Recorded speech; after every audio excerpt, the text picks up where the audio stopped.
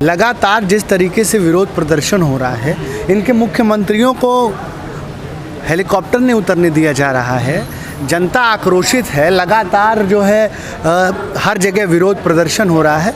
किस दुनिया में है आप? कहाँ नहीं दिख रहा है? समूचा देश में इस आंदोलन को लेकर के जो सरगर्मी है वो मैं समझता हूँ कि अभी तक नहीं हुई है। और जिस तरीके से लोग आंदोलित हैं, ये इस सरकार के लिए बेहद खतरनाक होने वाला है। आपने कहा कि सीएम के हेलीकॉप्टर नहीं उतरने दे रहे, नेता बाहर नहीं निकलने दे रहे, लेकिन सर भी तो फूट रहे हैं किसानों के, उसका भी तो ध्यान रखना पड़ेगा।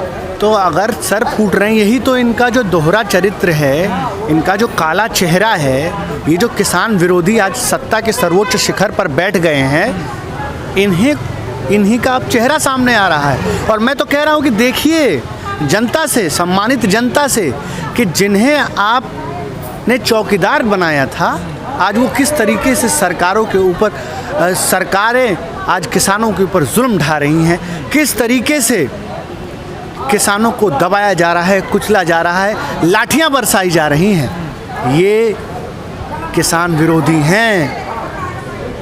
आप इन्हें किसानों का हम रहनुमा समझने की गलती मत करें। और अभी तो ली अंगड़ाई है, आगे खूब लड़ाई है। ये जितना खून बहेगा किसानों का, उतना ही किसान मजबूत होगा। और हम डरने वालों में से नहीं हैं। 9 महीने हो गए हैं और 2 साल की तैयारी करके यहाँ बैठे हुए हैं। तो सरकार इस मुगालते में ना रहे कि किसान इनकी लाठियों से, इनकी बंदूक की गोलियों से डर जाएगा। किसान डरने वाला नहीं है, किसान लड़ेगा और अपने अंतिम सांस तक लड़ेगा। क्योंकि ये जो 3 किसान विरोधी कानून हैं, वो किसानों के सम्मान को ठेस है, किसानों के सम्मान को। आप कह रहे हैं किसान विरोधी है ये सरकार, किसान कह रही दिन रात काम कर रहे हैं किसानों के लिए, आय 2 गुनी हो जाएगी 2022 में, 4 महीने बाद। जो ये कहते थे, अच्छे दिन के वादे करते थे, आज देश को बेच रहे हैं। ये क्या किसानों का भला कर देंगे? हिंदू मुस्लिम करा रहे हैं, अपनी सस्ती राजनीति के लिए सांप्रदायिकता भड़का रहे हैं, लोगों को लोगों से लड़ा रहे हैं। ये विकास नहीं कर सकते हैं, ये सिर्फ और सिर्फ विनाश कर सकते हैं। ये विनाशकारी लोग हैं। आप देखिए, हमारे यहाँ कहते हैं पूत सपूत का धन संचय, पूत कुपूत का धन संचय। ये कुपूत है। जब गांव में, घर में बर्बादी आने वाली होती है, तो गांव का जो मुखिया होता है वो संपत्ति बेचना, खेत बेचना शुरू करता है। और ये उदाहरण है जिस तरीके से प्रधानमंत्री इस देश को बेच रहे हैं, इस देश को बेच रहे हैं जी। लेकिन सरकार के कई नुमाइंदे अभी भी कह रहे हैं कि बड़ी बड़ी गाड़ियों वाले, सफ़ेद कुर्ता पहनने वाले, शाम को दारू पीने वाले, एसी में लौटने वाले किसान कैसे हो सकते हैं? ये दुष्प्रचार है। क्या किसान, यही तो सबसे बड़ी विडंबना है इस देश की, कि इस देश के जो लोग हैं, जो सच्चा के सर्वोच्च शिखर पर बैठे हैं, वो चाहते हैं कि किसान बदहाल रहे, फटेहाल रहे, किसान मरे, किसान बर्बाद हो जाए, किसान अनपढ़ रहे, जाहिल रहे। क्योंकि जब किसान अनपढ़ रहेगा, जाहिल रहेगा, बर्बाद रहेगा, तब ये अपनी तानाशाही उस पर करेंगे, तब ये अपने कानून थोपेंगे उसके ऊपर और हिटलरशाही करेंगे। इनकी ये चाल है। सुनिए, सत्ता में बैठे हुए लोगों को आज कितनी शर्म की बात है कि बीजेपी के लोगों को ये अचंभा है कि किसान कैसे एसी में सो रहा है, किसान कैसे पिज़्ज़ा खा रहा है, किसान कैसे बर्गर खा रहा है। क्या किसान पिज़्ज़ा नहीं खा सकता है? अपने खून पसीने को सींच करके अन्न उगाने का काम करता है, लाखों करोड़ लोगों के पेट भरने का काम करता है। वो किसान एसी में क्यों नहीं सोए, क्यों नहीं वो गाड़ियों में घूमे? प्रधानमंत्री तो वही ये प्रोपोगेंडा नहीं चलेगा। और ये क्रांति की दूसरी लड़ाई है। ये किसानों को सम्मान देने की लड़ाई है, ये किसानों को उनकी समस्याओं से उबारने की लड़ाई है। और एक बात ये भी समझ लीजिए कि जब तक हिंदुस्तान का किसान समृद्ध नहीं होगा, तब तक हिंदुस्तान आगे नहीं बढ़ सकता है, नहीं बढ़ सकता है। नहीं, आपको नहीं लगता जो सरकार कह रही है कि 80% जो छोटा किसान है उसको फ़ायदा होगा इन कानूनों से? कहाँ फ़ायदा होगा? आप ये बताइए कि जब किसान के घरों में से, उसकी डेहरियों में से, उसके अनाज मंडियों में, बड़े बड़े गोदामों में कैद हो जाएंगे, तो उसके पे अधिकार उद्योगपतियों का हो जाएगा। आप ये बताइए, हम क्या कह रहे हैं? हम कह रहे हैं कि असीमित भंडारण नहीं होना चाहिए।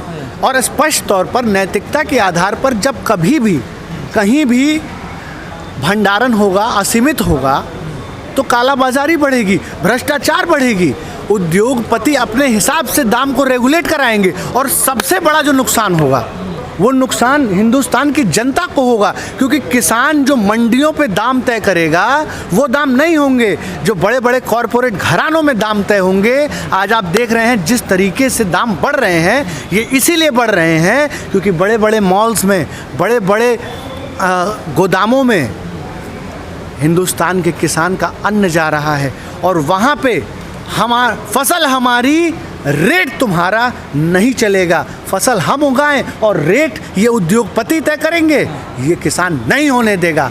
रेट किसान तय करेगा, रेट क्योंकि किसान खुद पैदा करता है। इसी अधिकार को ये सरकार छीनने चाहती है। दूसरी हमारी मांग ये है कि हम चाहते हैं कि जो ये कह रहे थे कि कानून में प्रावधान है कि किसान जो है वो अपील कर सकता है एसडीएम तक, किसान कोर्ट नहीं जा सकता। किसान से संवैधानिक अधिकार छीन लिया, किसान कोर्ट नहीं जा सकता है। अभी अगर हाल की घटना में जिस तरीके से बर्बरता हुई है हरियाणा में, आपने देखा किस तरीके से एसडीएम ने खुलेआम, कितने शर्म की बात है, वो भी किसी का बेटा होगा, किसी किसान का बेटा होगा, किसान की रोटी खाता होगा, उसके अंदर नफरत भरी गई और किस तरीके से उस एसडीएम ने सीधे तौर पर सर फोड़ने का, लहूलुहान करने का ऑर्डर दिया और उसी क्रम में एक हमारा किसान शहीद हो गया। इस सुने अभी क्या इन्होंने कहा कि उस प्रावधान के हिसाब से कि एसडीएम तक मामले तक जाएगा। एसडीएम ने क्या फैसला किया? क्या ऐसे ही एसडीएम किसान का फैसला करेंगे? इसी तरीके के एसडीएम किसान का फैसला करेंगे और यही चाहती है ये सरकार कि ऐसे जो इनके गुलाम एसडीएम हैं उनके हिसाब से ये किसानों पे दबाव डालेंगे। इसीलिए हम चाहते हैं कि ये कानून नहीं होने चाहिए। नहीं अतुल जी, आपको नहीं लग रहा जिस प्रकार किसानों का सरकार का टकराव बढ़ता जा रहा है, इससे कोई रास्ता नहीं निकलेगा? देखिए अभी तो टकराव और बढ़ेगा और घेराव होंगे और लाठियां ये बरसाएं। हम चाहते हैं, हम तो मरने को तैयार हैं, मारिए हमें, हमारे लहू के आखिरी कतरे तक हम लड़ने का काम करेंगे। और ये जो लोग समझ रहे हैं कि किसान जो है कमज़ोर है, किसान की सहनशीलता का जो ये परिचय ले रहे हैं, हम बता देना चाहते हैं कि किसान कभी भी कमज़ोर नहीं रहा है। हमारी सहनशीलता को, हमारी कमज़ोरी अगर समझी गई तो हम सत्ता के, शासन के हर बांध को तोड़ेंगे। और अभी तो पंचायतें चल रही हैं, सुनिए अभी तो पंचायतें चल रही हैं। खुदा न खास्ता अगर हिंदुस्तान के गांव से जनता एक बार चल दी, सड़कों मोहल्लों से निकल गई, तो संसद, प्रधानमंत्री आवास बहुत दूर नहीं है और भागने की जगह नहीं मिलेगी बीजेपी के नेताओं को। लेकिन अतुल जी, भागने की जगह, आप सुनिए, भागने की जगह नहीं मिलेगी। कोई घर नहीं देगा इनको, छुपाएगा नहीं। अति मत करें, क्योंकि अति जब होता है, जब जुल्म की पराकाष्ठा हो जाती है तो क्रांति आती है और क्रांति में हम शहीदी देने से भी टकराएंगे नहीं। अतुल जी, आपको कमज़ोर कौन समझ रहा है? आपको तो गुमराह बता नहीं, गुमराह कहे, हमें कमज़ोर कहे, हमें खालिस्तानी बताए, हमें पाकिस्तानी बताए, हमें देशद्रोही बताए, ये सरकार कुछ भी बताए, लेकिन ये हिंदुस्तान का किसान बता देना चाहता है कि अब आप हिंदुस्तान के मजदूर, जवान, किसान की नज़रों से गिर चुके हैं। आपकी अंतिम दिन है ये और अब भी समय है। मैं प्रधानमंत्री जी से कहना चाहूँगा, और कितने शर्म की बात है कि हिंदुस्तान ने जिस प्रधानमंत्री को इतना प्यार दिया, सड़क पे चाय बेचता था, उस चाय बेचने वाले को सत्ता के सर्वोच्च शिखर पर बैठाया, उस प्रधानमंत्री ने हिंदुस्तान के किसान के पीठ में चूरा घोंपा है, विश्वासघात किया है और इस विश्वासघात का बदला किसान इस प्रधानमंत्री को और इस सरकार को नेस्तनाबूद करके दिखाएगा। अब भी समय है। मैं कहना चाहता हूँ सरकारों को कि जाग जाओ।